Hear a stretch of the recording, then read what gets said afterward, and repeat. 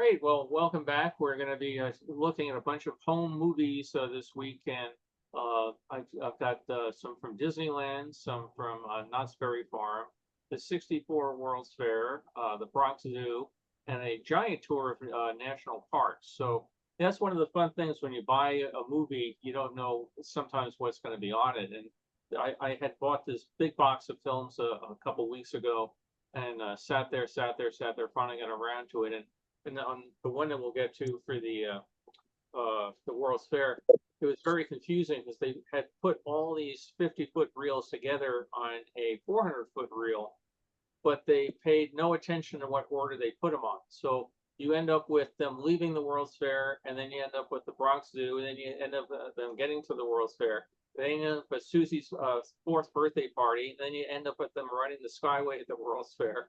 So we'll see it's some sort of disjointed, and I haven't put them all into place yet.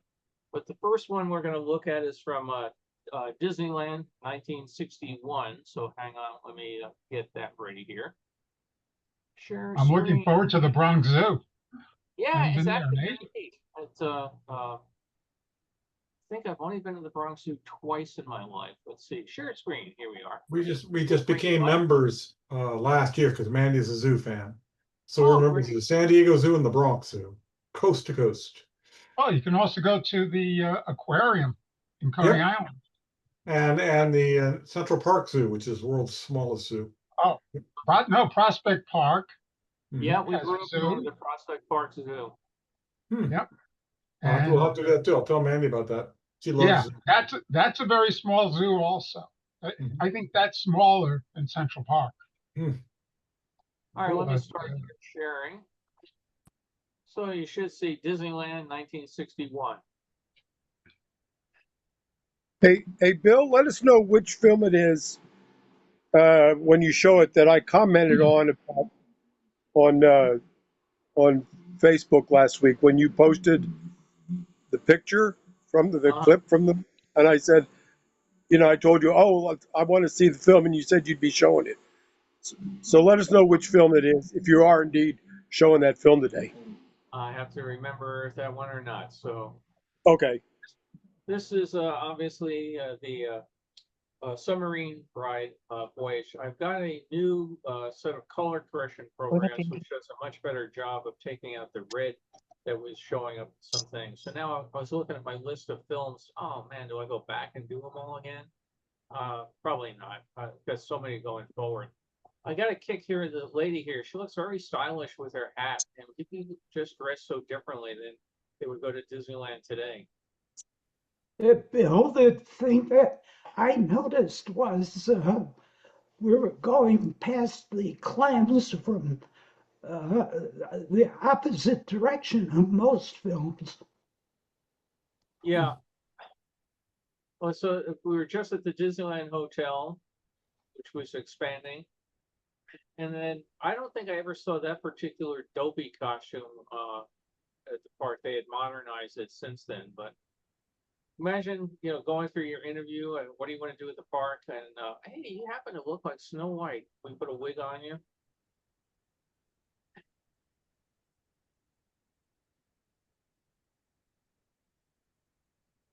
The Matterhorn costumes here, obviously, in this particular one, they look like maintenance workers. They don't have later hose in that. Oh, I get a kick here of Goofy imitating Jack Benny. I'm thinking.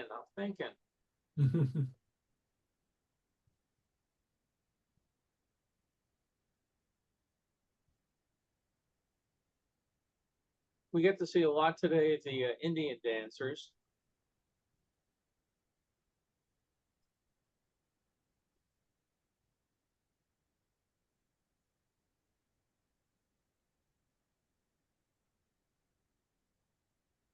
I was going to say this is where the country bears are, and then I remembered the country bears are long gone too. So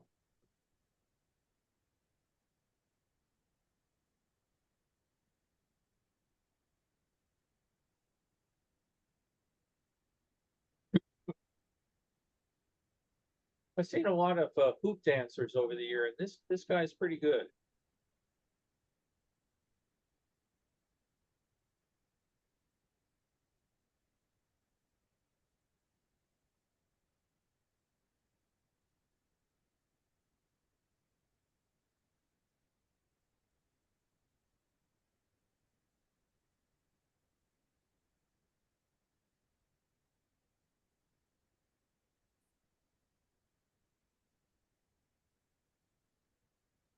So like the crowd's enjoying it. Now we get the Eagle Dance.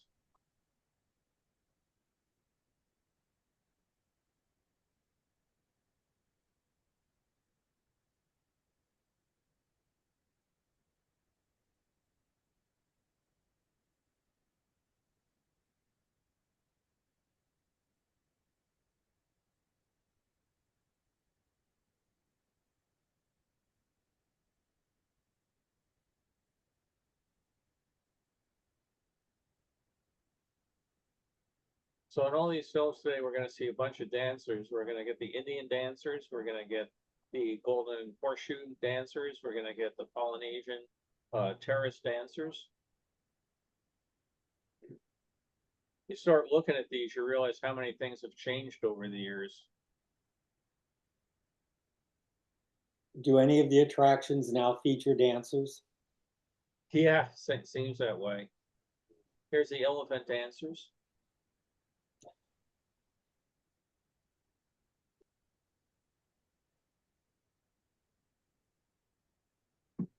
Bill, it was the film on the Corning glass exhibit at the Festival of Gas. Which one? The Corning glass. Oh, Corning glass. Yeah, right. Yeah, at the Festival of Gas, right. I'll have to see if I have that queued up or not. Thanks for reminding me which one.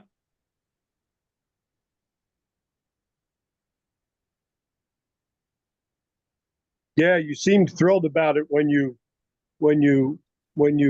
posted a comment, and I had said, "Oh, good, let's see it." Yeah, there's all sorts of things in there that were like, whoa.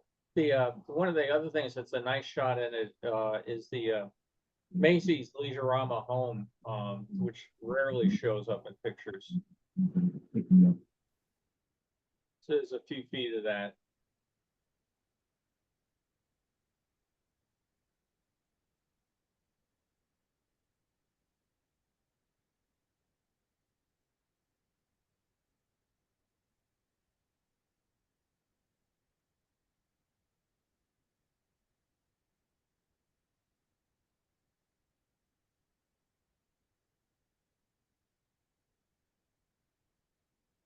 And there's our big Pepsi sign.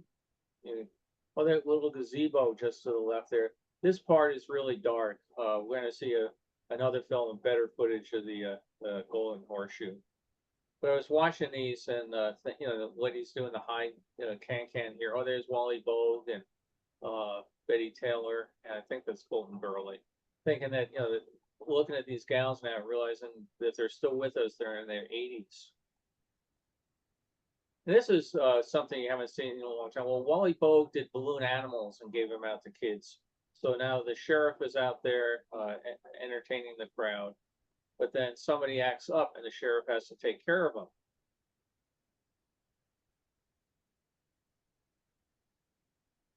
He only winged him in the arm. It's okay. But now we're going to have a shootout in the middle of the street. Stuff you'd never, ever see today. We've got our feathered hats, so we're all set. Dance, partner.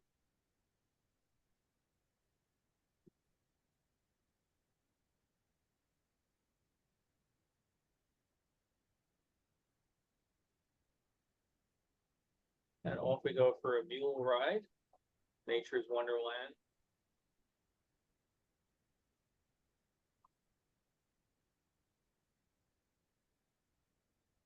It stopped this about a year before I started working at Disneyland. I was really disappointed I couldn't do it. Because look how close you are and how, I guess say interactive you are to Nature's Wonderland, going right through it.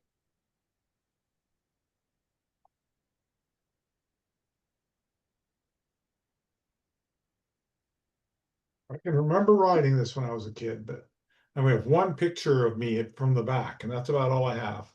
Oh, really? Yeah. I used to love that ride. And as mentioned before, in the days when the park was closed, I spent a lot of time just walking those trails.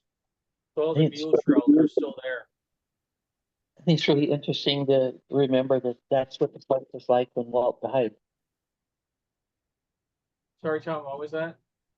That's what the park was like when Walt died Yeah. with the mule train.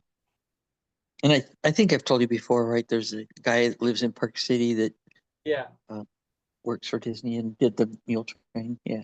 We had him as a guest at our Disney club.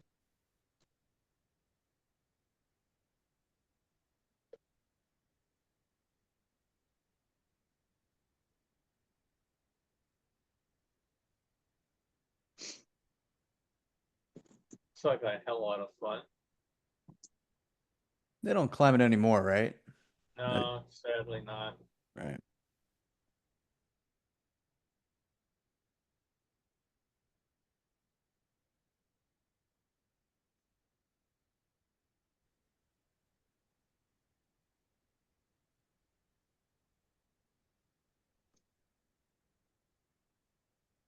Hold on to your hats. All right, you get the next one here.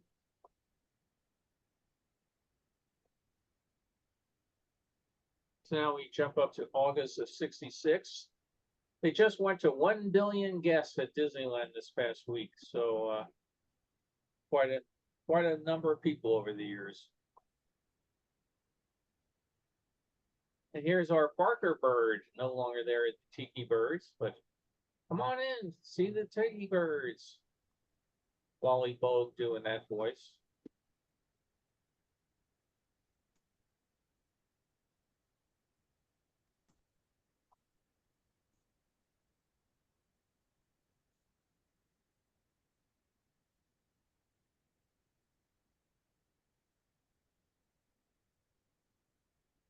They had a bunch of really, really dark scenes on this that I took out. You couldn't even, you know, it's like, oh, like looking at trees, couldn't tell anything that was in them.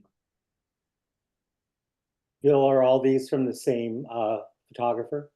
No, No. no, these are two different groups. You know, we're Colors so are- spoiled these days. We have all these high-res cameras. Keep forgetting this was state of the art back then. Yeah. Yes, yeah. Colors are really good on this one. Yeah. That's not a bad film, right? I mean, he's holding the frame steady, not dashing around like usual.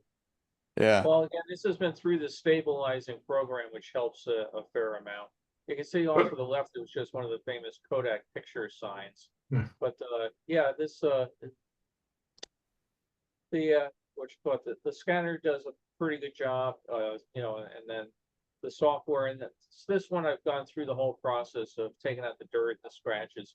Generally, you get to see them all in raw form, but this one I went the next step. Is this Super 8? This one here, yes, this one is Super 8, yes.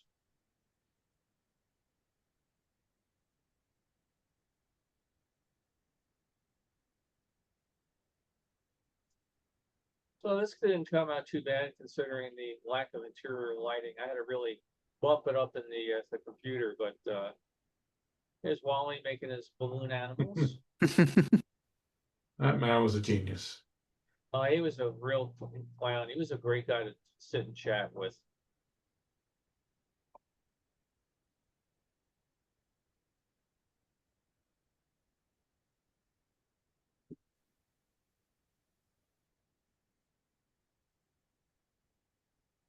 I don't know how you do that and not get dizzy.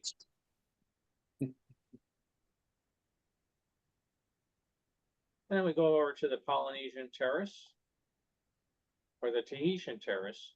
The Eastern Terrace, yeah. Are they doing anything of that space now? I mean, they turned it into Aladdin for a while, but No, now it has a snack bar in it. You can go and get, you know, all sorts of, you know, snack. It's not a waiter service. You get online, order your food, sit down, have, you know, Dole Whip or other. They have food of different types, but no show. huh, pity. Yeah.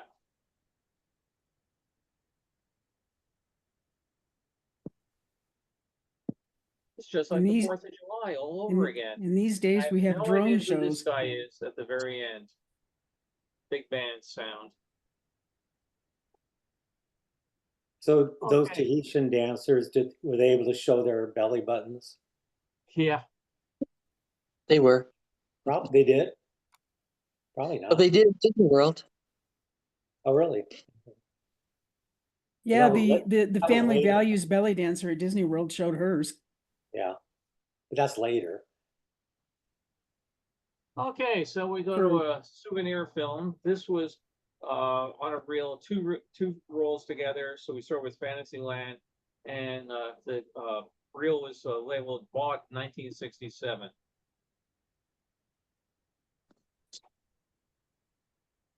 This is standard 8.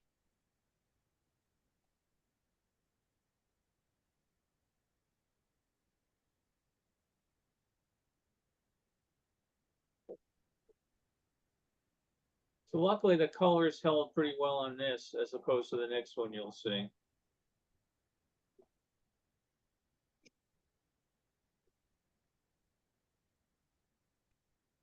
Still amazes me how well that forced perspective worked with that. Yep. If you didn't know about the sizes of those things, you'd never guess. Nope. Isn't that a great shot? Yeah. Yeah.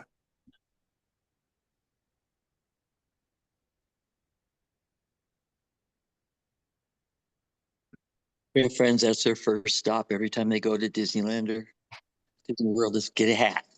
Get a hat, huh?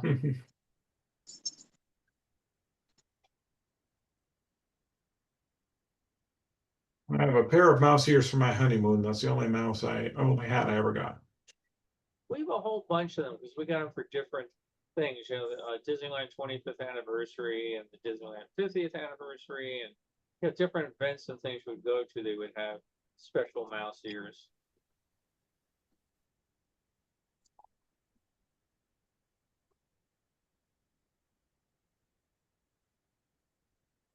Lots of people who are about to lose lunch. Yeah, protein spill. Yep. When was the canopy added? Canopy, I'd have to go back and look. I wasn't paying attention. There's no canopy over the teacups in this. Oh, well, over the teacups, yeah. So when was the canopy added? Oh God, I don't think there's a canopy there today. I don't think there is one. Yeah. I Oh, don't recall. They No, put Walt one in- Disney World has the canopy. Yeah, Disneyland Oh. never did. oh, yeah, they added the okay. canopy about 73 to Disney World. They get a lot more rain, obviously. Well, believe it or not, it was more for the sun than it was for the rain. I mean, it helped with the rain situation too, but it was also so hot out in the sun riding those things that they decided they needed it for both reasons. Yeah, well, Right. it used to be right out there in the middle of Fantasyland behind the castle, didn't it? Or right in that area. Yeah, and they moved it later. That was a hot area to be in. I don't think they moved the teacups. They moved Dumbo. Oh, they moved Dumbo. You're right. Teacups are still there. Yeah, Yeah. Speaking of, yeah. different coast, but same elephant.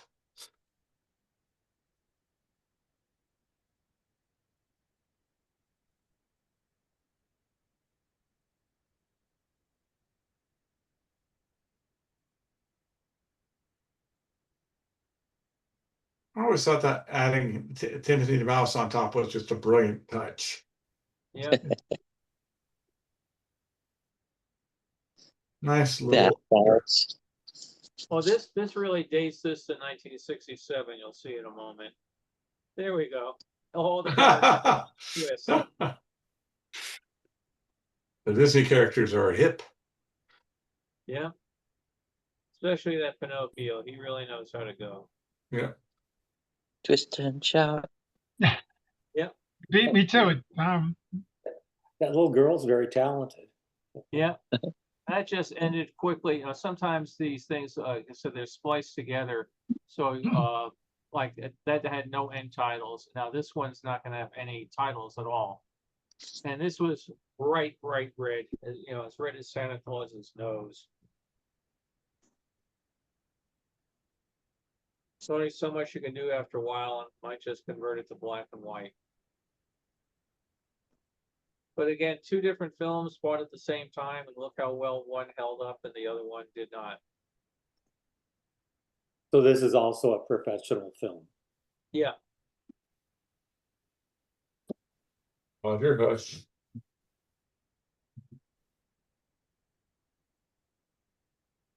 You see, these are done at different times. That had bunting on the front, and the other prior shot it did not. So they just kind of splice things together. There are a couple of neat views in here, though.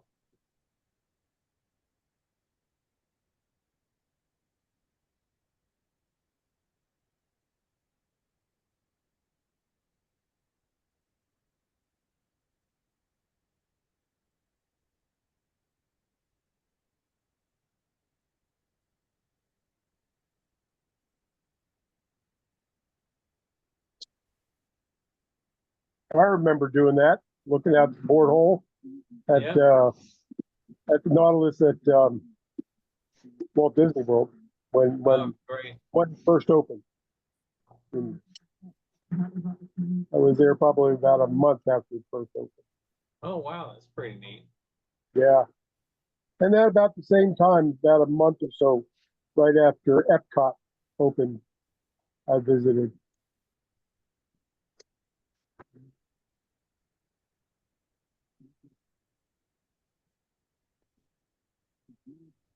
And that last shot is a small little protrusion at the bottom of the porthole. It blew air out to keep the breath from condensing on it. And it also helps people from getting claustrophobia in there. You felt movement of air on your face. I thought that was a nice shot there coming out through the waterfall.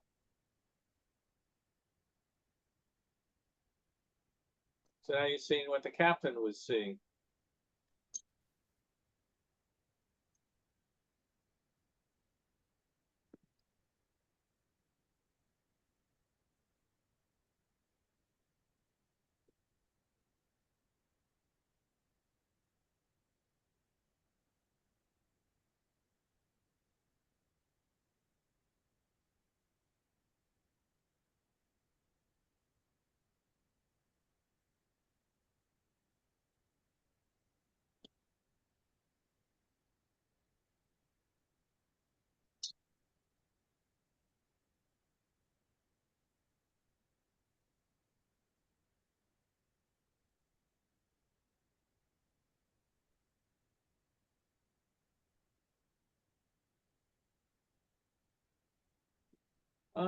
People did survive. How many people would be on each vessel, each sub? They held about 20 to 30, I think. I'd say closer to 40. Probably, could be. And that's the end of that one.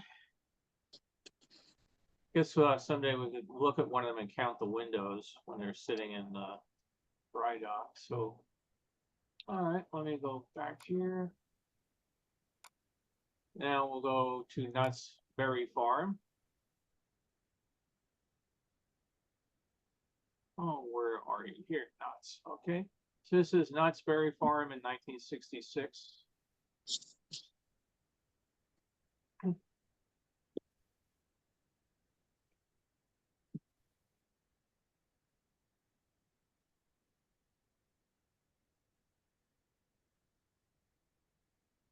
Everybody trying to strike it rich, panning for gold.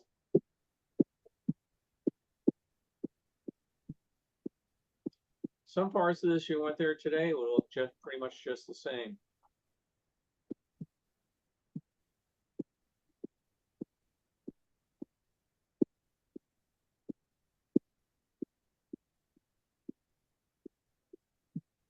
Notice the train coming along. There's nothing to keep people from, being out in front of it. Now they have railings and everything that it goes through. Old McDonald's farm is long gone, replaced by roller coasters. More dancers.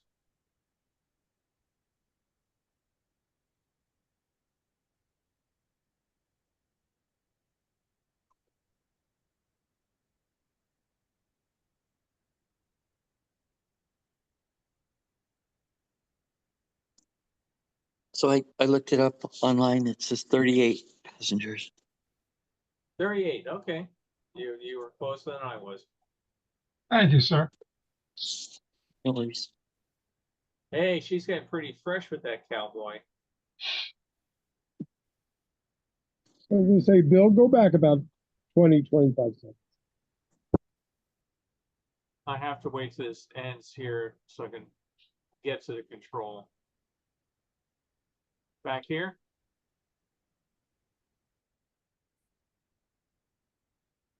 And a little farther. Well, that one's not bad either. But yeah, about another 10, 15 seconds. There we go. You just wanted to see the girl again? Oh yeah, the dancing girl. Right. Well, Oh, thank you. What was going on there with that guy with the dipstick or whatever? It was No, some it's a sort of, instrument. yeah, He's playing the saw.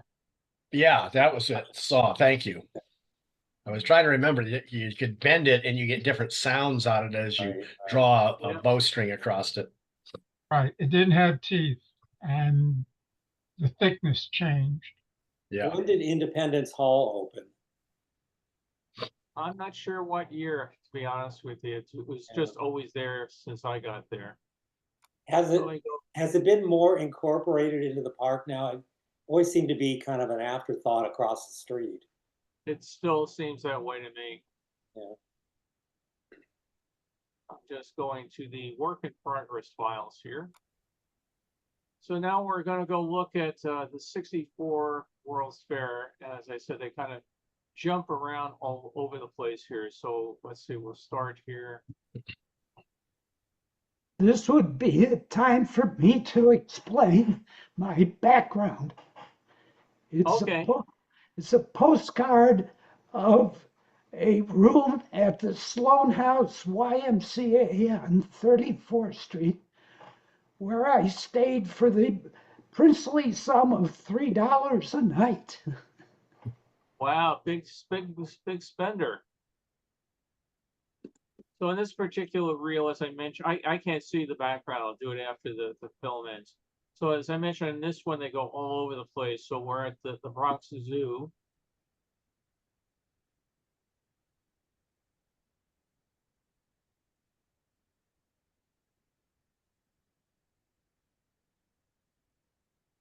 He's a big boy.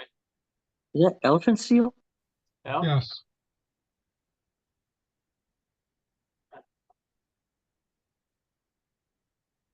Snack bar. I have such fond memories of my dad taking us to the Prospect Park Zoo, and we get a hot dog and an orange juice, and at the end of the day, a cotton candy, and boy, that was just the greatest time. We also in Prospect Park, there was a hill there that in winter, I think it was called something like Suicide Hill. It was probably all of 30 feet tall. But man, every kid in Brooklyn had to take their sled out to Prospect Park in winter.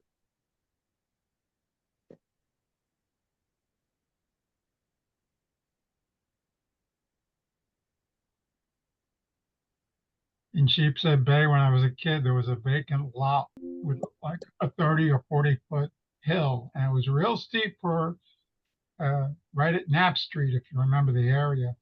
And we used to go down that hill real fast. That was a good one. It's funny if the things that come back to you. There's a oh here now we're at the fair. So they kind of go all over the place.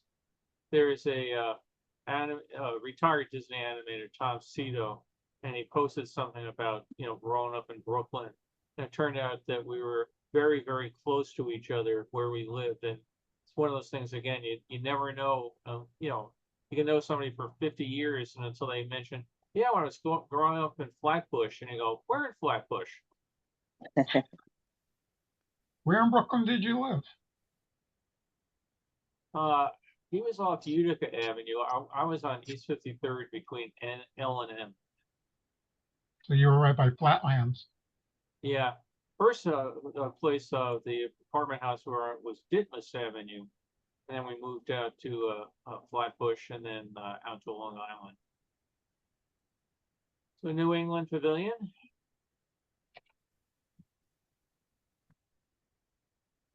You can see this film is very, very scratched.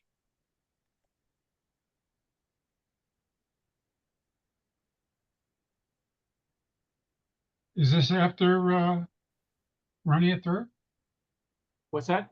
Is this after you've treated it with the program? Yeah, oh, or- yeah, this is after. I mean, you see all those vertical scratches. Somebody had a very bad projector. One of the foreign pavilions. Perhaps, not sure which one this is, to be honest with you. Bottle opener, something.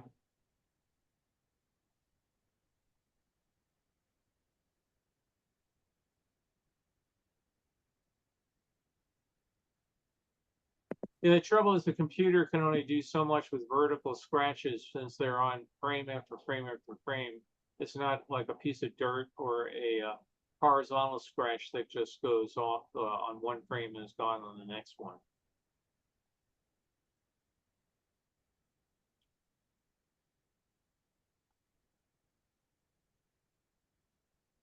Over to Chrysler.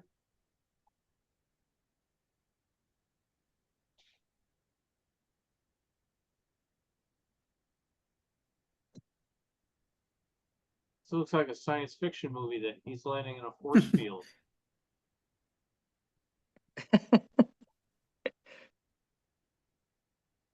Ticker tape parade. Yeah.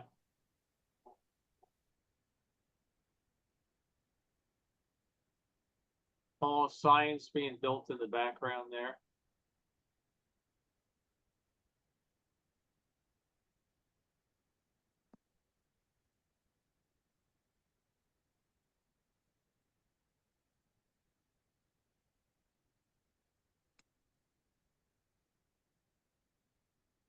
I imagine the people that live near there were very glad the day the heliport shut down.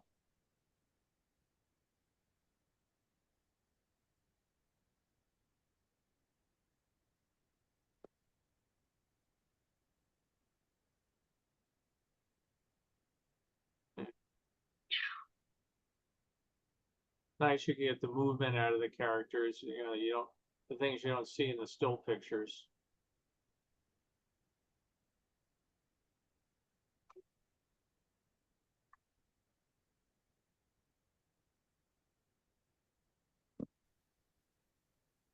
That's a really cool night shot. Yeah, the solar fountain.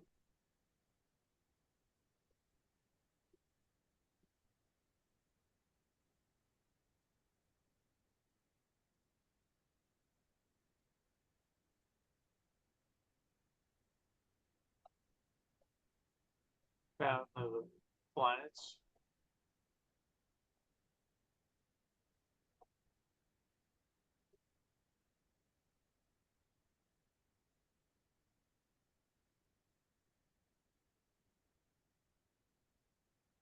Mormon Pavilion. And then they go to some church ceremony that we are not going to see because I didn't do the rest of it. Now we'll go now to more on that same reel. Things kind of, again, out of order all over the place. So we're going to eventually find ourselves at the fair. There we are. Continental Insurance.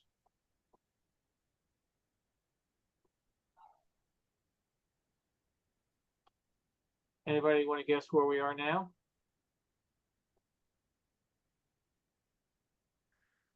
The Chunky 29? Playground.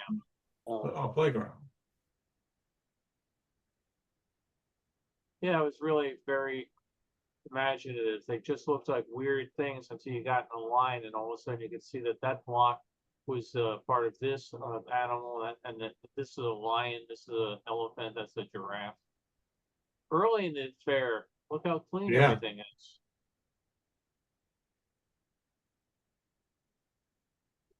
Power of the Four Winds.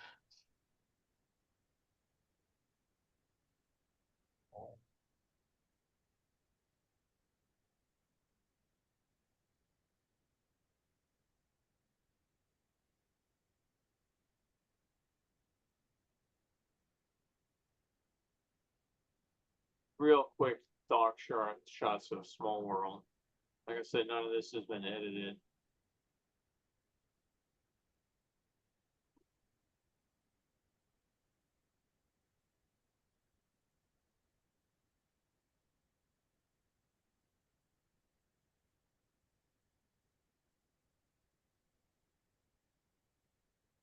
Kodak.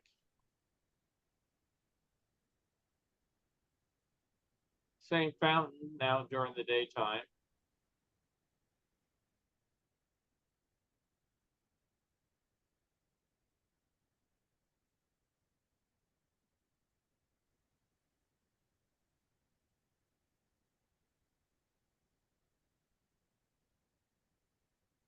Johnson Wax. I was just there at that pavilion, the Racine, Wisconsin.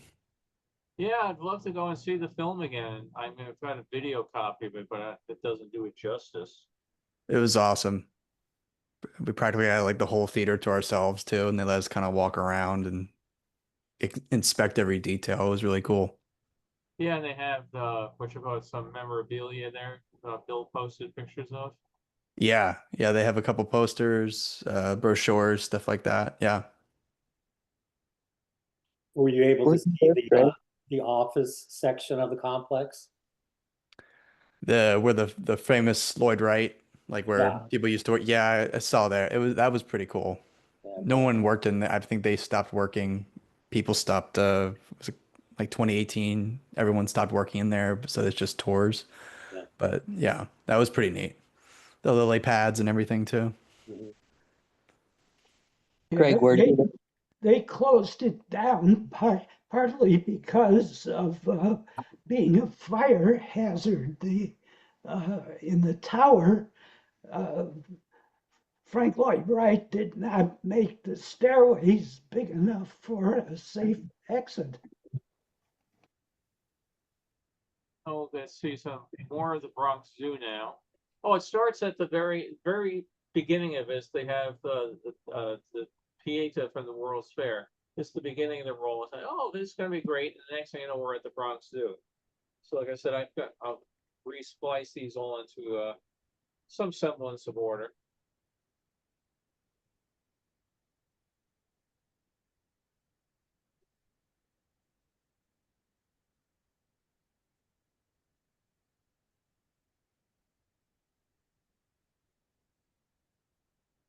I feel like I'm watching The Lion King.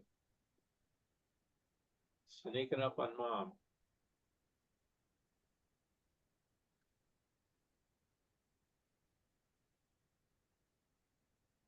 It's kind of neat wandering around the Bronx Zoo these days because all the original structures like the Lion House, the Ape House, and such, they're all still there, but they're not used for what they were originally used. So it's sort of like going back in time to see what the zoo was like when it first opened. That's neat. I Yeah. figure with all these animals done, we feel like you're in nature camps. We haven't had any gorillas wander across property yet. Not that you know of. It's true. That may be where my cameras are going. The picture they saw in your background for today is the deer and fawn. Is that the same deer and fawn that had the tumble on the camera? Yeah, I think those are the same two, and they've shown up several times since. Oh, They're good. doing just fine. So Yeah. yeah, right now, if you're looking at my background, you'll find it's actually the bear who found my trail cam, Oh, neat. sticking his nose in the trail cam. But I had the deer and fawn up earlier.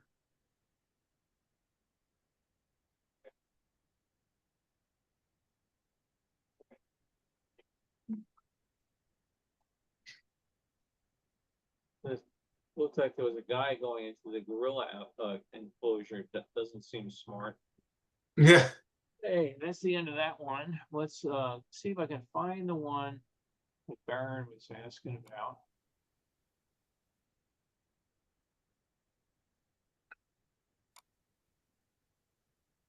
Okay, actually. Okay, let's see, the World's Fair. Not here. There's just so many of these things I've got. It's, where the hell are they all?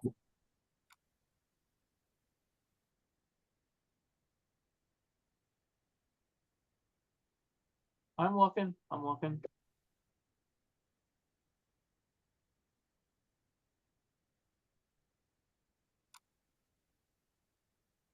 Huh. I don't see it here off the top of my head. I wasn't planning on looking for it today, so I don't know where the hell I put it.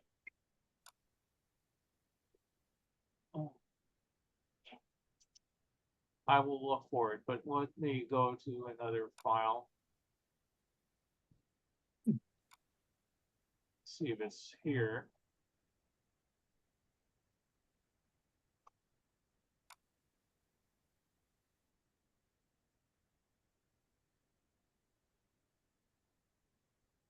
Okay, Well, what's- spend time, just, you can, show it next week or something like yeah, that. I'll find it. I'll find it for you.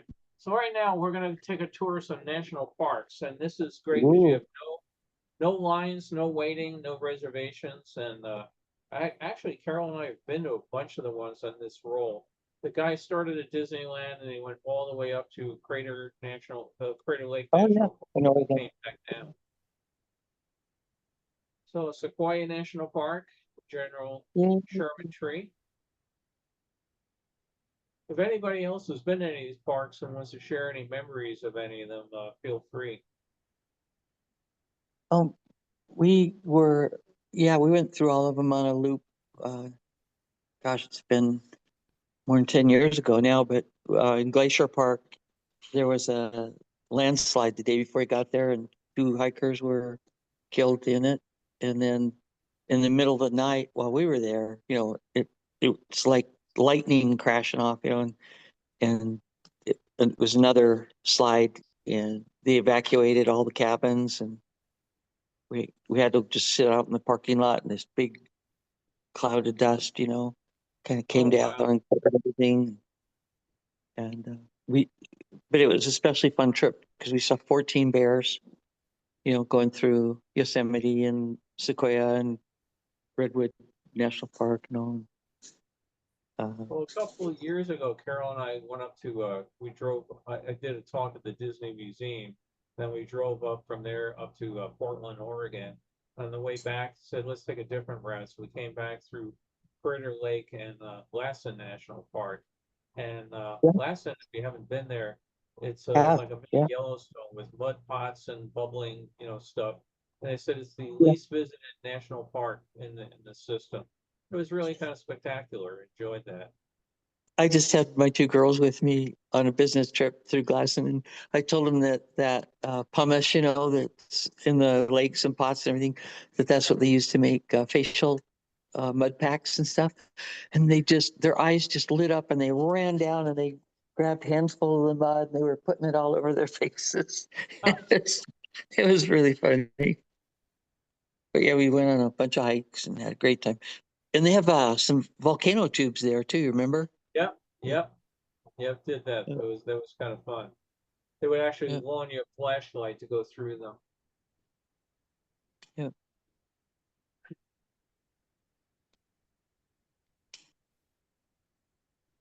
I was gonna mention that we had a huge rattlesnake in our front porch last night. Ooh, Really very fat, unique. Ah, nasty. big What'd fat you one. do with it? Nothing. We welcome them. We've kind of a vole problem lately, and so they're here eating the voles. So we just have to, be aware. Watch where you step. Yep. Yeah. They're pretty shy. They don't. They did have a lot of people get bit though. With that fire that was by our house was that about a month ago, and so the wildfire, all the animals deserted that whole area, and a bunch of the snakes went into the parking garage at the hospital, and Oh. several people got bit by them. That's nasty. That's interesting where that woman was just walking there. Yeah. In the early spring, if she was there, she'd be totally underwater. Yeah. That's how much water comes down during the runoff. I mean, it's amazing. It becomes just a river you wouldn't want to even try to put your toe in. It might sweep you away to something like that you just, That's right. Does that happen every year? Yeah, pretty much. I mean, depends on the kind of spring, but yeah, it's always high. Just sometimes it's even higher. There's a bridge in the valley that crosses over the Merced River where it comes through the middle of the valley there. On the south side is where the little chapel is. It's there, and then it takes you over towards Yosemite Falls itself. On that bridge, there is a post or an iron rod that goes up that shows the high point of a flood that occurred while we were still living up there. We weren't in the park when it happened, but it happened one spring where they had a sudden downpour that just got itself locked into the canyon. And it was like 7 feet over the top of my head standing on the bridge. That's how high the water was. Wow. So everything in the valley was underwater, including the chapel. Wow. Brock, where did you live up there? We lived on the east side. We were down just short of Mammoth Lakes. Have you ever been up to Mammoth Lakes? It's been a long time ago, but yeah. But there was a place called Tom's Place that you pass on the way up there.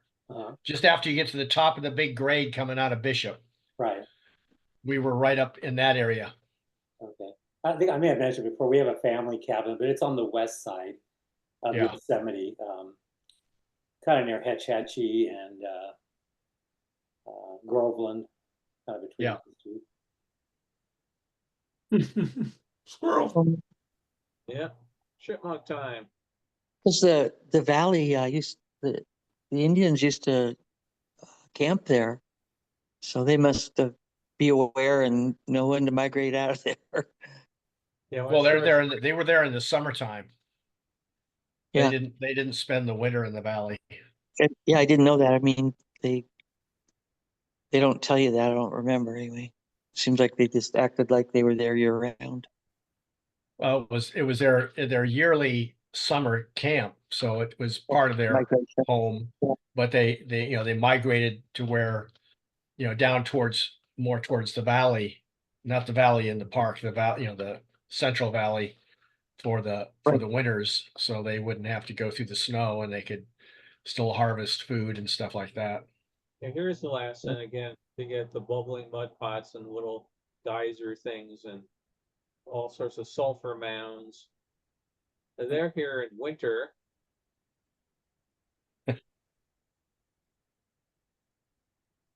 Actually, it could be even in summer, depending on the time of year.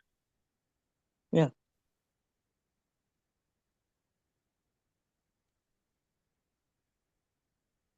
Just waiting for one of them to go on their ass. I know. Not exactly the right shoes to be doing that. No, it isn't. No. If you're ever out this way, though, it's a really beautiful spot. Carol and I enjoyed it. Well, it's getting so crowded, though. What's that? It's getting so crowded. Yeah. There's a waterfall right outside of there, a small town called Beaver. And we were in the town and asked what to do, and they sent us to this waterfall. Well, it was really nice when we were there, but with the pandemic and people looking for places to go, somebody put that on their blog now that you have to get reservations to go to the damn park. But it was a really nice waterfall with a walk up around a bridge over the stream across the top of it, make a big circle around it. It was really kind of pretty. You can just all this is Lassen, right? Yeah, this is Lassen, so it's all the basalt rock. Anybody know which mountain that is? That seems hello. I don't know. No, I think that's Mount Hood, possibly. Could be. Or wait a minute, what's the other one that's up in Northern California? Is that Mount Rainier? No, not Mount Rainier. I don't believe that's Rainier. Shasta? Oh yeah, Mount Shasta. Well, here's Crater Lake, so that puts it in Oregon.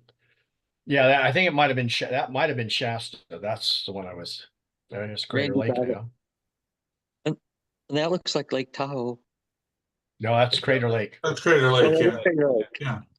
You can see the crater all around. Never been there. Want to go someday. Oh, it's really beautiful. It is. Look out Part of there. the National Park bucket list. What's Well, nice is that there's so few people in these compared to, say, the Grand Canyon or whatever, that it's just really peaceful and, like this lady sitting in the bench there, you can just really tune out the world and just, the old thing, commune with nature, right? At Yosemite, there'd be Well- 20 people vying for that bench. Well, I was gonna Yeah. say, no, that bench now, they have a fast pass, so you get your time slot to sit on the bench. Actually, you just sit inside a building, they green screen you in. That's the island that reminded me of Lake Tahoe. Supposed to be one of the Formations. deepest lakes in the country. Yeah. And it's a volcanic crater, so it goes way down, I guess. And it's a hell of a slide if you fall over the edge. On the Utah-Idaho border, we have Bear Lake, and they claim it has, that nobody's found the bottom. I know it's not true, but You go all the way down and you poke your head they out also of the say that water on the about other side, and you're in China, right? in Coeur d'Alene, Okay. they say that lake is really, really deep as well. Hey, I'm here for feeding. Give me some food or I'll rip your door off. Yeah. There was I a gotta news go. article. Now here's Looking Knott for a Rainier. handout. Looking for a handout. Yeah. There was a Well, news this is article just- somewhere in Alaska that a bear, they opened their door and a bear attacked them. Yeah. Well, they get When our, hungry. when our son graduated from high school, we asked, where would you like to go anywhere in the world? And he picked Mount Rainier. So we flew up there, drove up to Mount Rainier, and he wanted to see the wildflowers. He's got a poster in his room of the wildflowers at Mount Rainier. So we got in and we went to the ranger station and said, where are the wildflowers? He says, you go out the door, you go to the left and you wait 3 months and you'll see them. And I've got a picture. Yeah, I mean, Oh. we were there in June, and I've got a picture of Carol standing next to a 20-something foot snowbank. Yeah, something that always amazed me when we lived up there in the Sierras. In the summertime, I had planted some pansies around the base of the house in a couple of garden areas. And of course, the snow came and covered them all up during the winter. And we had, probably about 2 feet of snow on the ground. And then we had a heat wave. And because it was close to the house and getting reflected heat, it started melting away. And as it exposed that area where I had the pansies, there were the plants, nice and green. And a day and a half later, they were blooming. Wow. And then winter came back and it got all covered up again. But it was like, I always found it interesting when you think about a pansy. If you call somebody a pansy, what are you calling them? A weakling, right? Right. And yet those flowers, they could survive under the snow, and within a day and a half, they'd send up a flower. They'd be Wow. blooming. So I don't think they're really pansies. No, You the see hardy pictures boy. like this, though, you can see why Neil wanted to go up there and see all this. Oh yeah, the lupin and all that stuff. Yeah. Yeah. Fresh. It is amazing though, even with that stuff, it's a very short period of time after the snow leaves before they're already starting to bloom. They come Yeah. back very quickly.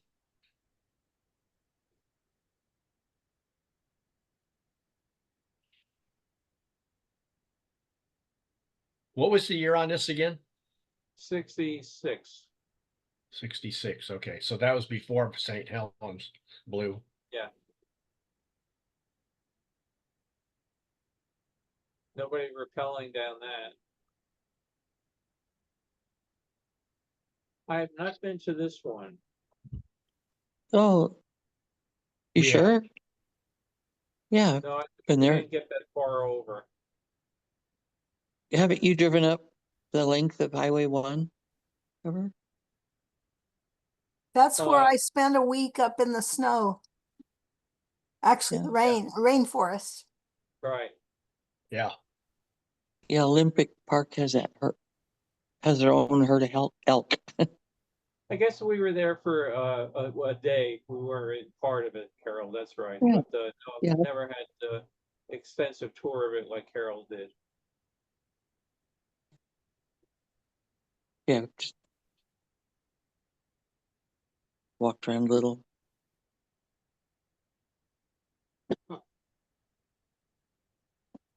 This was all Super 8, by the way. Then we get over to the shore. I flew up years and years ago, back when I was with Disney, with a guy who wanted to bring home a car from Oregon because it didn't have the California emissions on it. It was a sports car. And we went out to the coast, and you'll see some giant driftwood in a second. There we are. And the beaches were just like this all over the place. I thought it was just amazing how much driftwood was out on the beaches up there. Oh. Well, when you're going through the water too, all those logs are floating all over the place. It's Yeah. really scary. Yeah.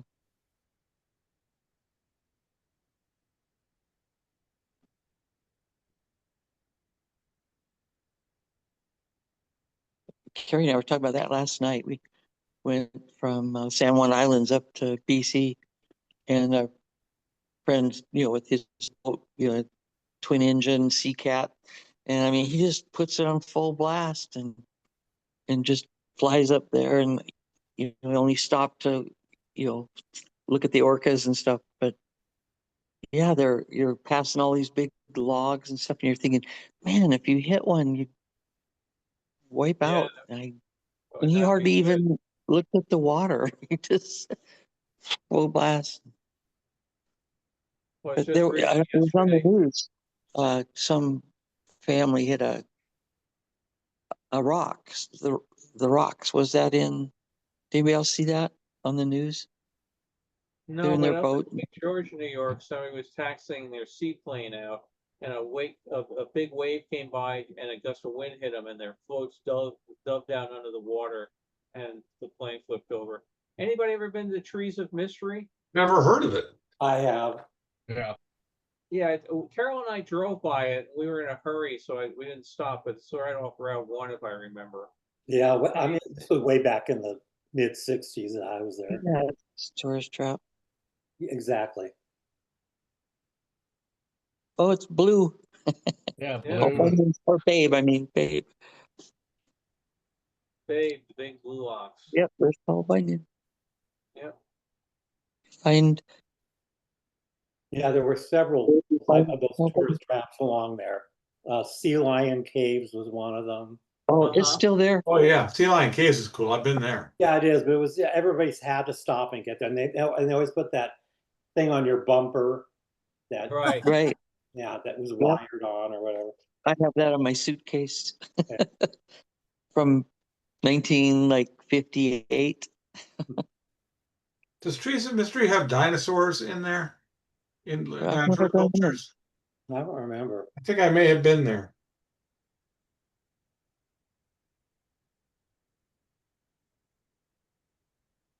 In Sea Lion Caves, Don, don't you remember how bad it smells? Oh, it was awful. Yeah. It was really smelly in there. Yeah. Fish poop. This is a winery.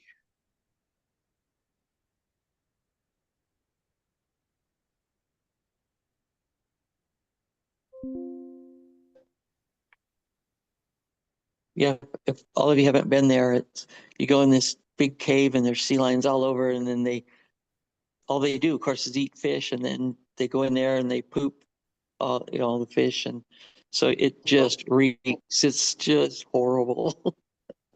Well, They couldn't have that sign today. California champagne. Yep, Yeah. not allowed. Yeah, Oh, not that's allowed. there's No, another sign coming up here that I just wonder about. So there's vault number 5, right? We keep going over here. Vault number 6. Now what do we get? This What guy, do you do this with this gorging vault. gorging vault? I mean, this gorging I thought is like vomiting, Yes. Yeah, it was after you drink all that wine coming through the other vaults, this is the one where you go in and get rid of it. Yep. Yeah. I just saw that. So that's really bizarre. Let's see if I can find the film for Baron. 1 second. Yeah, it's the disgorging vault, which I'm sure anybody in wine businesses know, but I sure don't. Okay, now I gotta find out. 1 second. Yeah. I believe it has to do with taking the wine out of the barrels. Disgorging.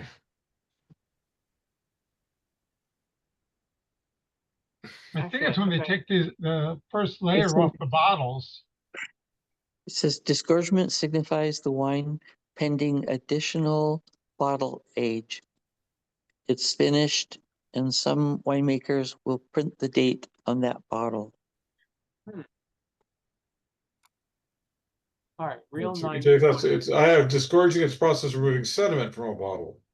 Right, Yeah. Sparkling Yeah. wine. because they store the bottles upside down. And then when they take it off, they take that scum layer off the Mhm. bottle. Take out excess yeast, it says, yeah. Right. Well, see, isn't this an educational group we have here? We learn something new all the time. So it's aging that is done in the bottle too. No, it is aged champagne is aged in the bottle. Yeah. When I was in France and we went to the In Champagne champagne. Yeah. country, one of the tours we did, they showed us cave after cave after cave of bottles on the racks. Yeah. We did that too. Yeah. I'm I would just go looking back there for in a the, heartbeat. it's- Have my daughter and her husband both work in Napa in the wine business. If any of you Okay, go I there. think I found the one that I wanted to show for Baron. So here, let's give this a try. Take two. Okay, yeah, this is it. So we're going in through the gate, the Peter Stuyvesant gate.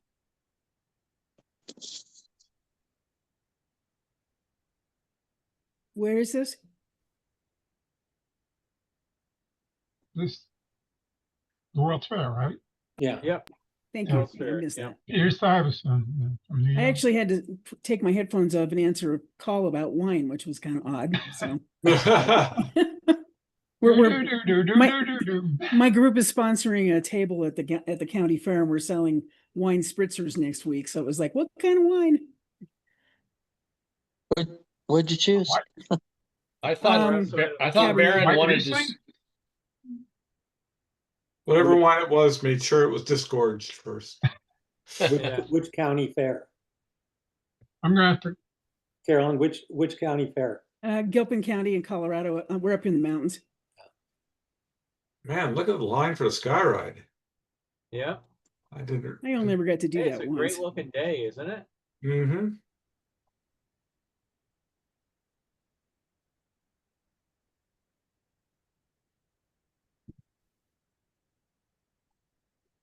Very nice. The brass rails nice and clean.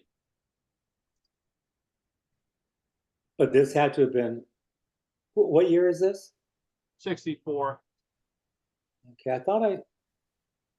Yeah, everything's clean. Yeah, you have to be right. Africa down below. Didn't they eventually put up an awning in Africa for the dancers? Yes. Yeah. I was going they to were say, burning Bill, looking at that last little section, I was like, wow, there's a big scratch right through the center of that. the yeah. Nice sized crowd that day. Yeah. There's Japan to the right. Looks warm. Yes, it does, doesn't it? Everybody's dressed so lightly. You don't see a lot of ties so far. Spain, Polynesia. Home plate.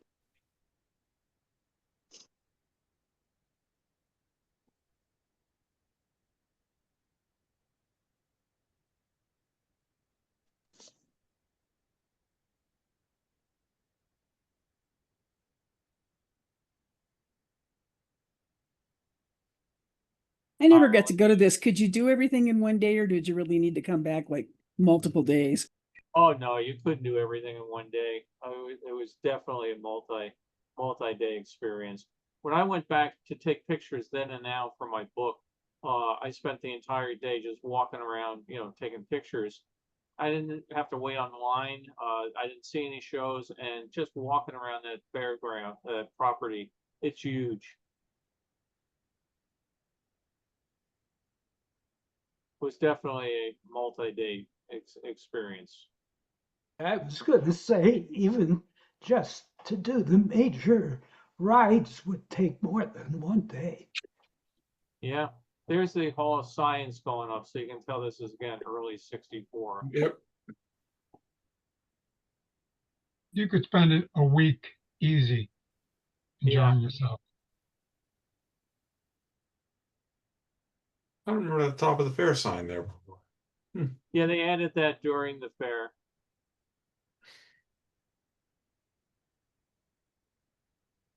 We get our Ford convertibles going around. Hey, nobody in that one.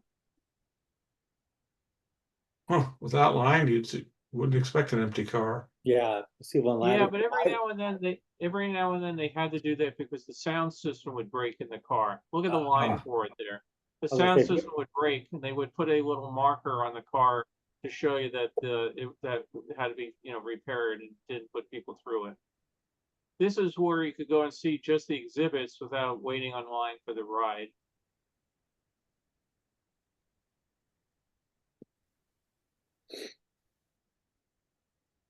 The value of those cars today. Yeah. Yeah, you see Raleigh Trump's orchestra, like Crump. Not Crump. Now, we're just on the ride. Now we're outside looking, obviously, past the Dino Land over to the Ferris wheel, SKF, and travel and transportation.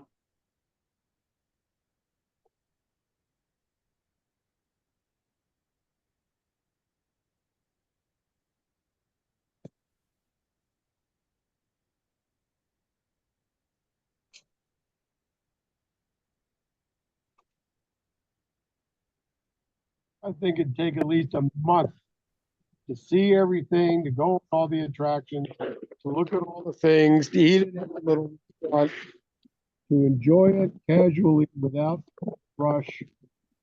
You know, can't do it in a day. I was only there for one day as Wow. a 8-year-old kid. It's funny So the how lo- even if one day that many years ago, things can still etch on your mind. So looking at that Sinclair thing, the local Sinclair station here has a dinosaur now, and people go out and decorate it for the different seasons and holidays. Yeah. The Brontosaurus.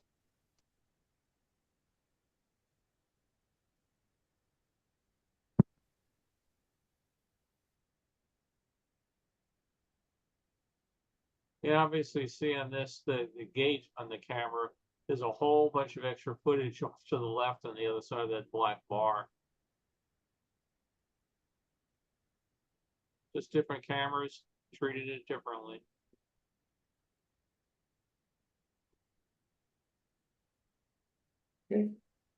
You can actually see the spherical side of the lens over there as well. Yeah. Was it just not calibrated or something? No, I think it's just the bar there is on the left is holding the film flat in the gate. The other part is just extra. Those Yeah. little dinosaurs, by the way, disappeared. The little baby brontosauruses. Really? Towards the beginning of the fair, or? No, during it in '65. Yeah, I think the film is masked off to a standard size. So Right. that, it didn't matter which camera you shot it with. When you projected it, it had a standard we call it aspect ratio or whatever. Yeah, that's what is that? 135 to 1. Yeah, I think so.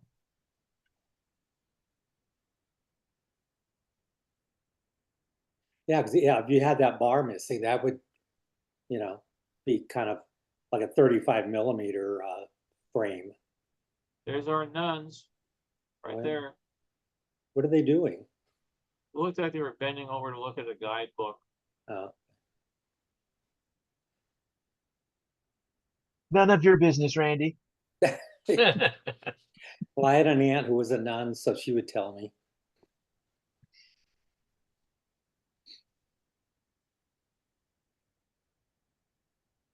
Almost no one on the monorail. Yeah. Yeah. Everybody's up front. There's actually quite a bit of traffic. Yeah, more than usual for those days. Hey, Volkswagen. Know that one. Another Volkswagen. Two Volkswagens. Yeah. Two Yeah. Volkswagens. Now we've jumped over to excuse me, 65. And this is the same photographer? Same photographer, same reel, yeah. Yeah.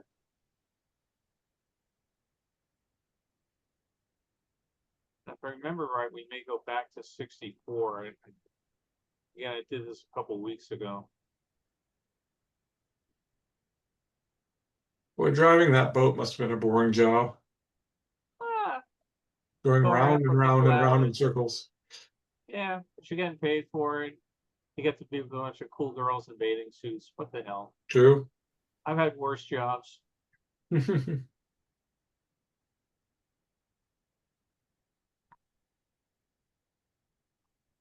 It all goes well until you forget to take a left. Yeah. End up in the wall.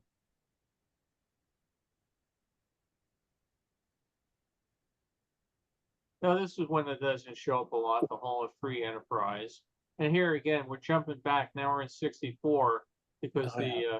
the Belgian village is still being built. And that okay. Hall of Free Enterprise was an architectural masterpiece. Yeah, and the exhibits inside matched. That would become the Bar Green Buffet on the right. It's supposed to be the Argentinian Pavilion, and they ran out of money, so it became a art show in 64, and Bar Green Buffet is Indonesia.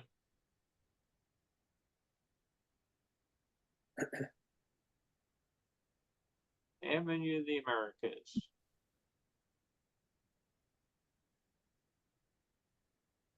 Had the new Canadian flag been released at this point?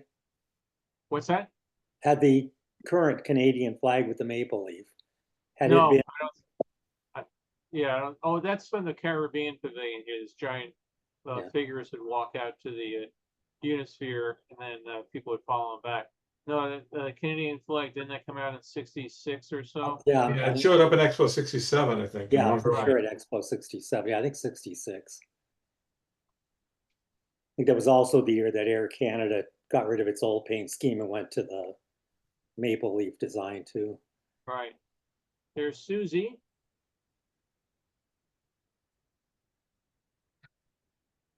And one of the performances, real quick. 1965 was when it was adopted. Ah, okay. Okay. I'm sure you're all dying to know that. Oh, I'll be able to sleep tonight. Again, they realized nobody could see the giant lifesaver, so they moved it up to the top of the Better Living Center. Then they added all those brochures, those banners there to try to attract people's eyes to it. Boy Scouts? You ever spend time in there, Bill? Yep, sure did. That was a fun thing to do because you got to work at the fair. You got to go in early in the morning before everybody else was there, and then you know, escort people around, and the proverbial help the little lady across the street stuff. I never had to be with anybody famous, but people could come by and you could help them out in and out of their wheelchairs or whatever. It was a fun thing to do. I was going to ask if you ever escorted any movie stars or No, politicians or no. anything. No. I can't remember in the footage of Lucille Ball, were there Boy Scouts escorting her? Yes. Yes. Yeah, they would block traffic on either. There's a bunch of Boy Scouts in the red jackets. Yeah, you would block traffic off to the side. One of the things I had to do was stand there and help people ring the Liberty Bell. And after a while, man, you got tired of hearing that thing go bong, bong. But hey, when you're 15 years old, that was the coolest thing in the world to do that sort of stuff. Oh, if I was an adult, I could do that. At the Yeah. World's Fair, geez. Well, they're looking for volunteers to the Olympics if you want to sign up for that. Yeah. Kind of pissed I didn't get any tickets, so. We've talked about this before, but have we ever figured out what the total population number was on the day that it closed? in 65? Yeah, I do have that. I don't know it off the top of my head. I've got pictures from the last day I can look for real quick. So here's the Festival of Gas. And the Fun House of the Future. Whoa, this is good stuff. And down here, this is all the exhibit. We're going to come across Corning glass exhibit in a second. But this is kind of neat. I don't have any still pictures that show this whole thing. Here we go. Yeah. The Corning exhibit. I had never seen this or noticed it, and then I realized I had scanned a picture of it and never paid attention to it. So, Magic of Food show. yeah, This, you would go inside and they gave food cooking demonstrations and samples. so why was Corning glass exhibited in the Because they festival? was all their furnaces were heated by natural gas. That was their tie-in. I still don't get it. Corning? Yeah. The Pavilion, free Olympic trials. These guys, their patches, they were there at the 64 Jamboree. Oh, here it is. The Leisure-Rama doesn't show up in anything. Huh. The whole idea of Leisure-Rama, if you're not familiar with it, is you could go to a Macy's and fill out a thing. I want to buy a house, and here's what I want to have put in it. And you could order everything, and when they would build your house, you could go out there, and they'd have your set of salt and pepper shakers on the table that you ordered, everything done at Macy's. And they actually built a couple of these out on Long Island, and a guy named Jake Gorst did a documentary and a book about the Leisure-Rama. Obviously, you know, people said, how many people start with absolutely nothing? That I'm going to buy a house and I also need to order my salt and pepper shakers. But that was their concept. So in 64, that was Leisure-Rama. In 65, it was the USO Welcome Center.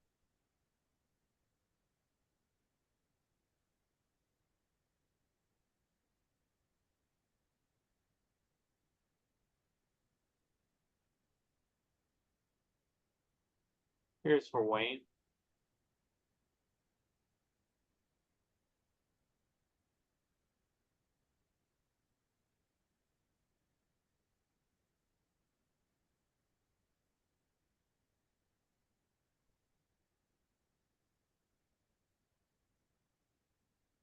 Fun. Raining. Yeah.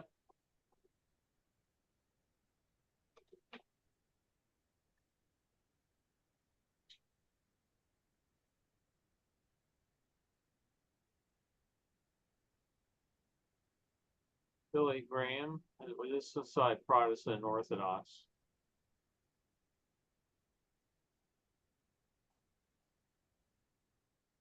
Too bad sometimes people change the film and it's not as dark as they thought it was going to be.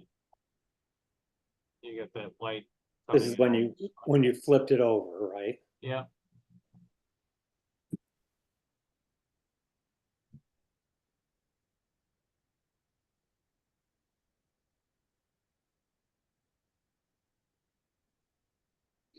Backside of Hong Kong. It's about as exciting as the backside of water.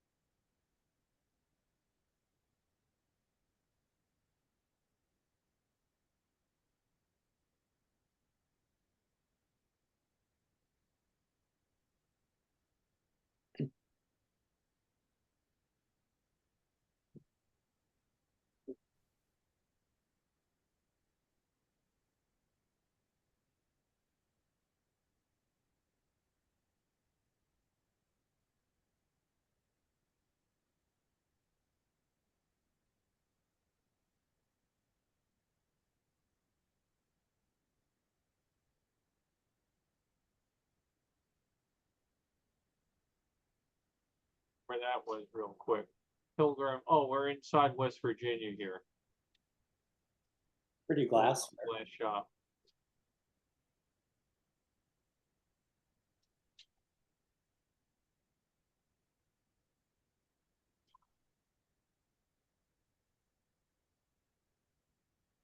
See, Abraham's nose has been rubbed off for good luck.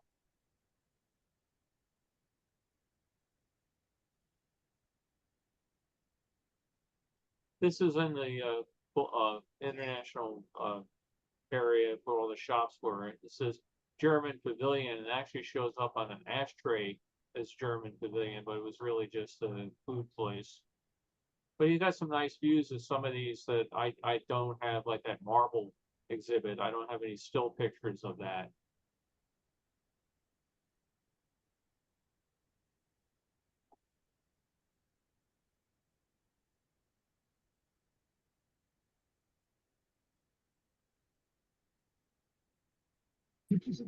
So this film was a good find for you, huh?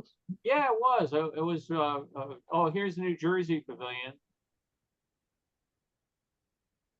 I have to see if I can find out who this band might be. I always like to try to get them their pictures back. Yeah, no, I was glad to find this because I had this film sitting in a box for about a year, and I finally said, "Oh, I better get to it." Took it out and said, "Oh, that's kind of neat." And then when I came across the Corning thing, I said, "I had no idea Corning was at the fair." Early in '64, because Dick Button's ice show is still there. Bill, can you rewind for just a second, or is that possible? Can we do what? Can you rewind real quickly? They had the. It's just a little bit where they're showing the sign outside the stadium there. Back a little further. There we go. Keep going back a little bit more. I could have sworn. Okay, yeah. Well, yeah, just let it go from there. I think it'll show maybe. There was a scoutmaster who just walked by. Yeah. Oh, maybe it wasn't a big deal. It looked like instead of extravaganza, it looked like extravaganza. ICK. Oh, yeah. Okay. Yeah, it's on the building. I'll stop when it gets. Yeah. It says ice. Yeah, ice. Oh, ice. Okay. Extravaganza. It looked like extravaganza. So it's an okay They pun, were, but they were what? trying to be clever. Yeah. Extravaganza. Yeah. Yep. Was it all for naught because it's the show's still closed. So. Yeah. When we talked about it before, who would go to a World's Fair and sit in a whatever hour and a half ice show and have to pay extra for it? Yeah, there it is. That looked like ITK extravaganza. Yeah, the extravaganza. So that didn't run very long. I'm taking it. No. It just died. It was the first show to close at the fair. Actually, the first one was the one that over in the Louisiana Pavilion that did one or two performances. The minstrel show. But this one closed right after that. This armory sphere was stolen years later. Hey, whoa! Oh, I know when I'm getting my time machine to go. Wow. It'll be interesting. If I go online to newspapers.com, I can probably find the exact day that this was shot. So that's kind of fun to know. He's still around. Yeah. Yeah. Just recently posed for a set of photos with his daughter Debbie. They both look pretty good. Oh, great.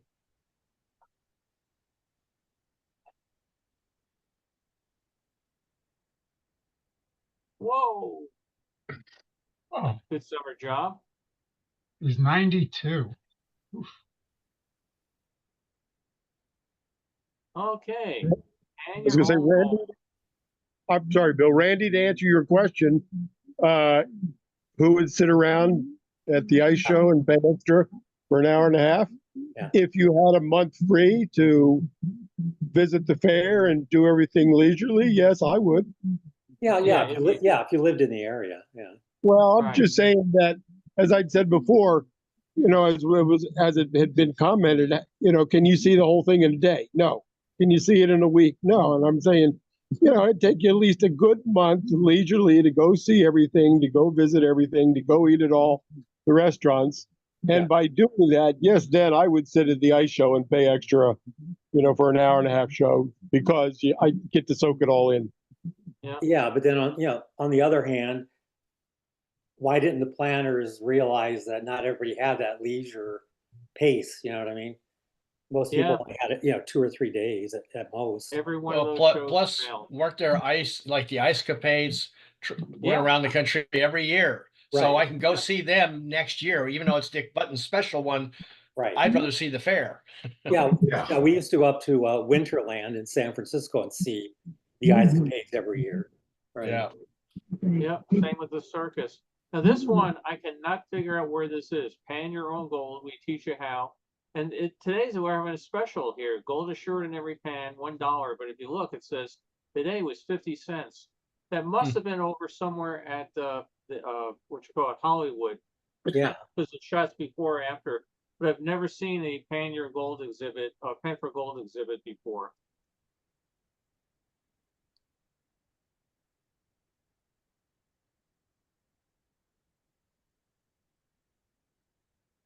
And this is how we do Cleopatra.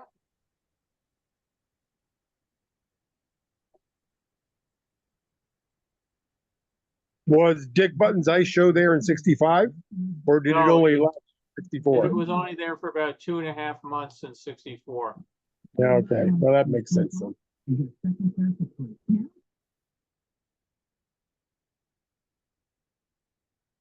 The South Pacific, of course, you remember the famous limbo scene, Yeah. or the famous Watusi or whatever dance Are we, he's doing. is this still Hollywood, do you think? Yes, Okay. yeah, this was on the South Pacific set. Oh, okay. Yeah. I certainly remember that dance in South Pacific. Yeah. Valley High. Oh, great. Now there's a fire, Newhall Avenue and 14 Highway, Santa Clarita. That's about 8 miles from me. Great.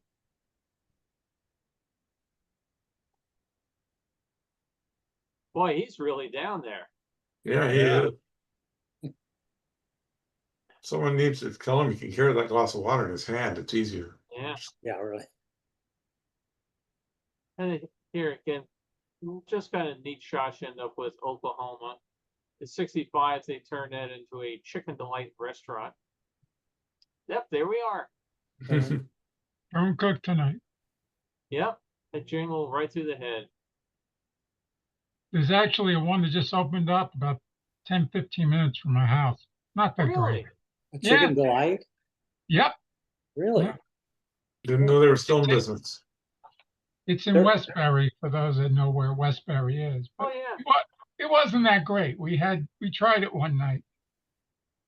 Because there was Right. one, there was a surviving restaurant in Canada.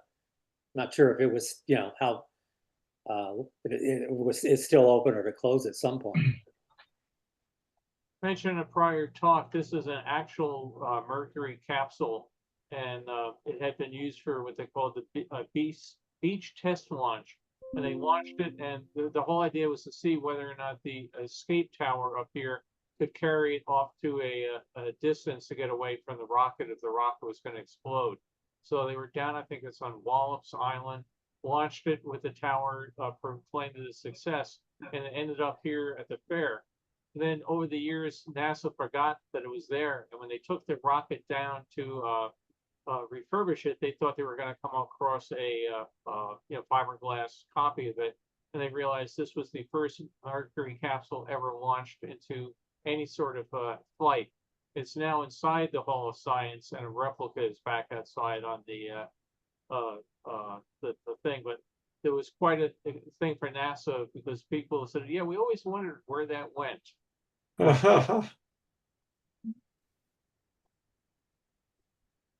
Real Mercury capsule. Again, today couldn't go up and lean on it. Everything is kept close away. But back then, there it was. Actual Aurora 7 spacecraft. Scott Carpenter. Yeah, I remember looking at it thinking, my God, that thing is cramped. Yeah. Yeah, look, I mean, it's tiny. Yeah. Did Carpenter die in that fire? No, No. he died of old age later. Yeah. Yeah, he later became involved with Sea Lab and got in all sorts of things. Yeah, that was Grissom, Scott, I believe, and White? White. Yeah. Yeah. Christmas Cotton White. Yeah, my dad worked on Mercury. My middle name is Scott, and I'm named after that middle name comes from the astronaut. We lived Oh, that's there neat. in Cocoa Beach. Really? Yes. You ever run into Jeannie? I didn't live there. I was born in '64, so I was born Oh, after okay. my parents moved back to Fort Walton.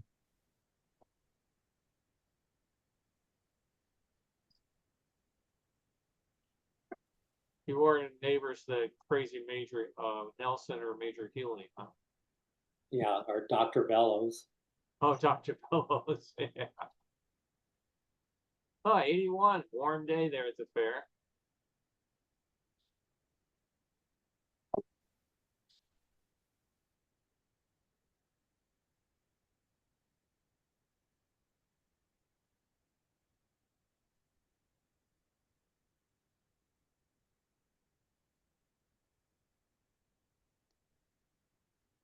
Mardi Gras. These floats didn't last long at all. They all got pieces broken off and they looked really shabby after a short period of time. Because they let people climb up on them. They weren't made for that.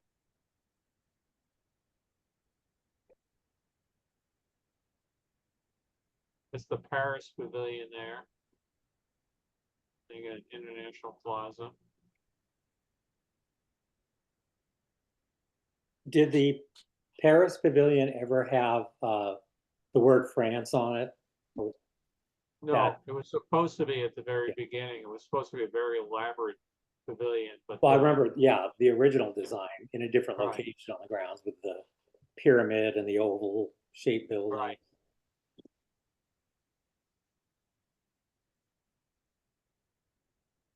Another show that didn't last long. What was that? I missed it. The Texas Music Hall. Oh, Yeah. Boy, that was quick.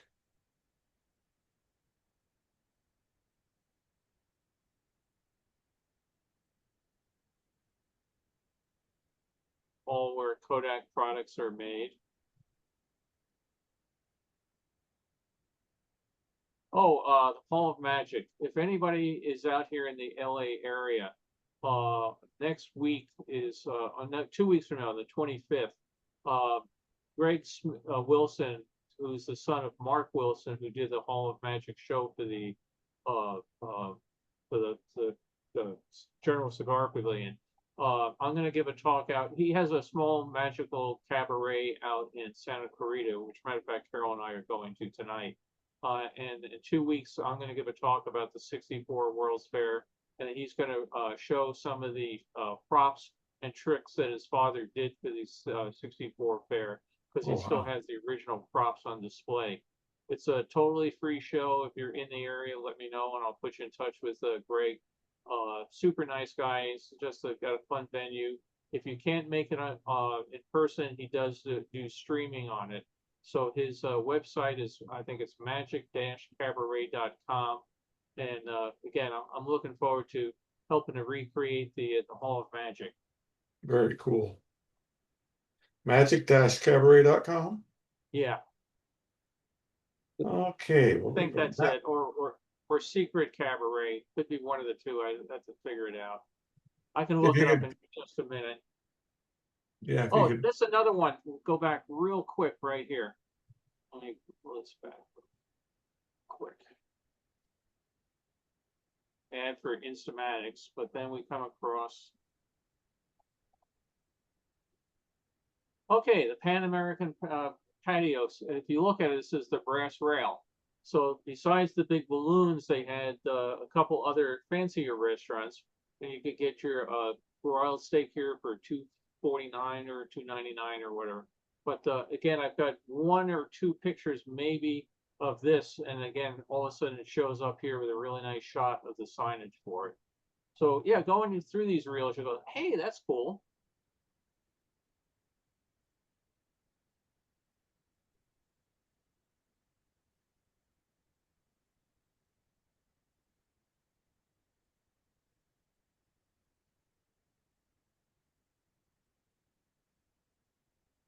Do you know where the Pan American was, Bill?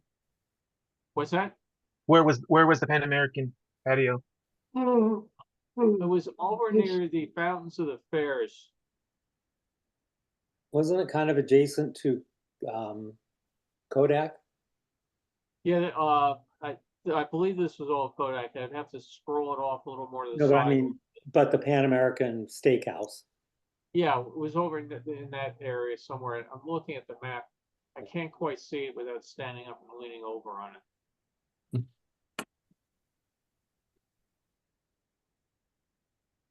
And that's the end of that. So let's see. Stop sharing. Okay, hang on. Let me look up this magic thing here because Greg sent me a note and I know I have it right here. Good. Thank you for that, Bill. That was a nice film to watch. Thanks. Very cool. Secret-cabaret.com. Secret-cabaret.com. So tonight he's having a mentalist of some kind. And then in 2 weeks, we're doing the Hall of Magic. Next week, there's no talk because there's something called the House of the Mouse.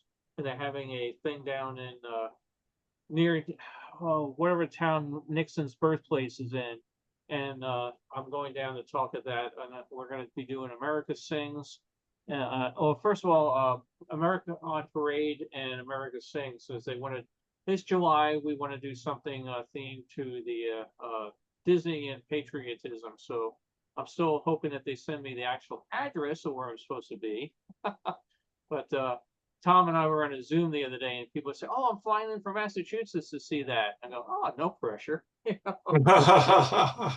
Remember a couple of weeks ago, I mentioned before the 4th of July that Disney and ABC was planning a big 30-hour. Yeah, right. Did anybody get to see any of that? I have it actually recorded on my DVR. I haven't seen it yet. It's supposed to be pretty good. I was going to tell you, Don, you'll want to see the very opening part of it, or the very first major thing they do. It's all about the 100th anniversary of the Route 66. 66 Mhm. and about a group of people that went from Santa Monica all the way to Chicago in vintage cars that they had done, and it follows them along the way and everything. So I thought you'd find that interesting. I was very impressed with the way the presentations they did. They went all over the country. They visited all 50 states with different things about it. You know, over all this time period, they had, you know, stuff with National Geographic where they came up with the 7 natural wonders. It was a pretty impressive presentation that they did. So Is this on the turned up on my Route 6, some of my Route 66 groups, and so I noted it and recorded it, but I haven't looked at it yet. Yeah, it was very nicely done. Brock, was this on the Disney Channel? No, this was on ABC and its affiliated networks all around the country. I mean, they were out at little parades in small towns where there might be an ABC station or nearby a ABC, you know, a major affiliate type of thing. And so it was really kind of neat. They were all over the country doing stuff. And yeah, now and then there was a tie-in with Disney with certain stuff, but it was, you know, pretty well done. I was very impressed with the whole thing. I think it's on Disney Plus too. It is. Yeah. You can stream it It's now. hard to find, but it's there. Yeah. Carolyn, What was the name of it? It just is the Disney 4th of July. They did a 30 hours straight. They started at 8 o'clock Friday night and went through all the way through Saturday at 11 p.m. broadcasting from all over the country, different things going on with the 4th of July celebrations and everything. Yeah, Carolyn, you said you have some movies in the Indian dancers. You haven't unpacked since you moved in 17 years ago. I'm still looking. You know, I probably mentioned this before, but we moved into from Brooklyn out to Long Island, and about 10, 15 years after we moved out there, there was a box in the basement that had not been unpacked. My mother took it and tossed it in the trash. And I said, "How could you not open and see what's in it?" She goes, "If I haven't needed it in 10 years, I don't need it." And I'm convinced it was full of, you know, brand new mint condition Mickey Mantle rookie cards. I don't know how the hell she did that. And that's my trouble. I go to the garage to work in the garage, and there's a box, and I open the box. 4 hours later, I have the contents of the box strewn across the room, and I haven't made any progress whatsoever. Matter of fact, I've made things worse, you know? Yeah, we're trying to get rid of stuff too, so. Yeah.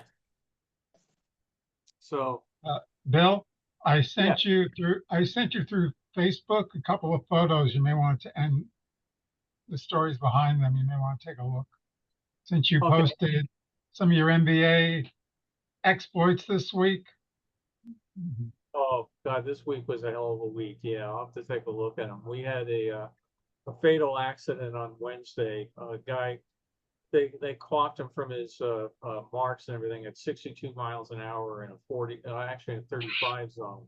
And it was one of those things. They get the call, you get down there, it's a mess, and then you got to wait for the coroner. So the coroner comes out and says, "Yeah, he's dead." I mean, he needed to wait 2.5 hours for that, right? But then you need the coroner's van to come because the coroner comes in a car, and now they have to take the body out of the car. Well, it's right in front of a firehouse, so they call the firehouse to come and get the body out of the car. And that fire unit was out on another call, so they put another call out for another fire unit to come. And those guys said, "Well, why don't you just wait for the other guys to get back? They'll be back sooner or later." And the incident commander got on the radio and said, "Because it's 95 degrees and he's been sitting out here in the sun for the last 4 hours. I want him out of here now." Yeah. So the fire department had to come and cut the roof of the car off. I mean, it was just shredded. I mean, as it was. So just why the hell did people in red light? So yesterday, we had another call yesterday and somebody just running a light, and you just try to figure out the guy yesterday, of course, no license, no registration, no insurance. So it's right smack in the middle of the intersection. So we had a detour traffic and everything. So I'm out there. Okay, you go, that sort of thing. And okay, stop, the light's changing. And people would start wanting to speed up and go through it. There's a smashed car and a smashed truck. People are just, my favorite yesterday, though, was we had 3 patrol cars out on the road, lights flashing, fire truck there, and a woman, of course, the handicap. I think when you get the handicap sticker, you leave your brain at home. She drives up and almost hits one of the cars. And I go, "What are you doing? What are you doing?" She goes, "I thought he was going to move out of my way." I said, "There's nobody in the car." There's smashed cars and fire trucks. I come home and poor Carol has to listen to me because I said, "Oh, here's what they've done today," and then people pull up. You've got cones across the road, and they come up and go, "Can I turn there?" That's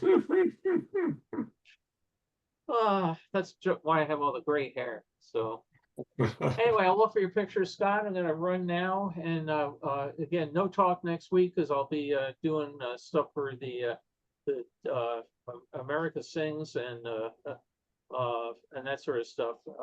Again, Tom, do you know actually where this place is that I'm going to? No, sorry. No, I didn't catch you said the word it was, man. I'll find out. I'll just drive down the street, have talk. We'll travel. So. Okay, I'll see you on Wednesday, Bill. Yeah, Bronx on Wednesday. It's going to be so sad not seeing the iWorks there. Yeah. Oh my gosh. Yeah. It's heartbreaking. Yeah, he was always such a nice guy. He was always so patient with, when I was new at the studio, he was always, very patient explaining what the stuff did and everything. He was such a tall guy too. What grade do you have it? You're breaking up, Tom. I can't hear. What grade do you have of him that you remember? What memories? Yeah. Is there anything particular you remember about your time with him? I'm sorry. You look Yeah, fine, you're but breaking up really bad, Tom. I don't know what it is. Yeah, your audio's terrible. I was just asking if you were anything that was especially memorable or worse. Yeah, you're still breaking up. Still breaking up, yeah. All right. I think he's saying anything really memorable you can remember about him that you want to share with us. I think is what he's asking. Is that right, Tom? I think that was it. Okay. Yeah, I remember going into the machine shop in that area working, and it was called the mill area, and they had the whole bunch of machineries and everything down below, and up above the studio did raw storage of files and that sort of thing. And I had to go up there and look for some file that had been up there forever, and I couldn't find it. And he sent one of his guys up to move stuff because they were storing some really heavy stuff. Of course, it was right in front of the area that I needed to get to, and it was hotter than hell up there. So I brought the boxes down that I had to go through and was sitting there, and he came over and was, you know, what are you looking at? It was something not totally connected with his work, but there was something sitting there that was on the shelf, and I remember asking what it was, and I don't remember what it was right now. He goes, "Is the actuator for something that did this?" I mean, talk about being over my head or whatever. But he was so nice explaining to me, a total moron, what this thing was. It does this, and the cam engages here, and it advances the film here. I mean, he loved what he did, and like I said, he you know, rather than just get out of here, he was absolutely determined I was going to learn, you know, about it. Not determined in an obnoxious way. He was about as friendly a guy as you could meet, and very, very patient, explaining to you stuff that he knew inside and out that was so far over my head. It was you know, he was a nice guy. That's the most thing I remember about him. No, he really was. I worked with him quite a bit as far as anytime I was working on a show that was going to be having a movie involved as part of it or something. I would get with him to talk about what kind of projectors, what, you know, what we could expect as far as throw and distance, and, you know, work out all the stuff necessary. And he was always so helpful. Yeah. With all that stuff, you know. I don't think he ever said no. He always found some way to make it work. Yeah. You know, so yeah, I'm glad I got him to sign his book. So Bill, you just made me crack up laughing when you self-deprecated yourself by saying a total moron. It just made me. Some things I know very, very well, and other things, you know, it's just, whoa, what the hell was that all about? You know, electrical engineering I know real well. Once you get into mechanical stuff and you start getting into hydraulics and pistons and, you know, all that sort of stuff, you know, that's a different world for me. Before you go, I wanted to ask you, how many days do you remember that you served at the New York World's Fair as a Boy Scout, in service as a Boy Scout, compared to just going on your own? Yeah, no, 1 week. He did a 1 week program. They took you out to Fort Hamilton, I guess, and you stayed at Fort Hamilton, which was a real big thing for people coming across the United States. They would come out and stay out there. But you would stay out there, and it was kind of neat because they, you know, you got to eat in the mess hall. And again, you're feeling really cool at 15, and they had all these, you know, armored vehicles and everything around. But you spent a week out there, and then they would take you by bus. It was only like a 15-minute ride or something over to the fair, and then it was a fun event. Okay, all right. I have a giant box of Boy Scout stuff from the fair that came from the fellow who ran that exhibit at the fair, and he died, and his wife gave me the box. I've got to get around to digitizing that, but it must have 100 8x10 shots of the exhibits and the scouts, and you know, I did not see myself or any of the ones that I knew in there, but and a scout jacket which still fits amazingly, and just a whole bunch of neat stuff. So great. I will see you folks in 2 weeks, and I hope the weather cooperates and you don't melt. Thanks, Bill. Thanks, Bill. Good show today. Everyone have a good weekend. Thanks. Thank Bye. you.